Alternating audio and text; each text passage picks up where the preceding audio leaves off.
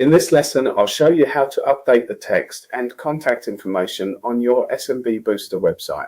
Keeping your details accurate, especially your phone number, is vital for ensuring customers can reach you easily.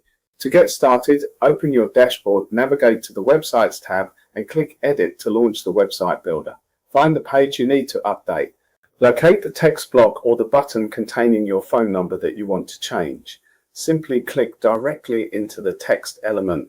You'll see a blinking cursor appear, which means you're ready to type. Go ahead and type your new content or highlight the existing phone number and enter your updated contact details.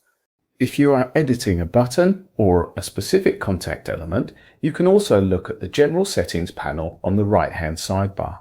This is where you can update the button text or modify the link URL to ensure the phone number is properly formatted as a click-to-call link. Pro tip: when entering your phone number in a link field, set the link to box as call so that mobile users can call you instantly with just one tap. On many of our websites, the phone number will be in the header or footer. Saving this once will change the number across the entire website in one go. If you need to add a brand new section of text, just drag a text element from the Elements menu on the left and drop it exactly where you want it on your page. Once you've finished your edits, click the Preview button. Check how your text looks on both desktop and mobile view to ensure everything is easy to read.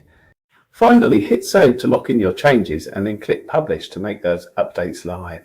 And that's it, your contact details are now up to date and your site content is perfectly tailored. Taking these small steps to keep your information current helps your business stay professional and accessible. If you have any questions, feel free to reach out to the SMB Booster support team.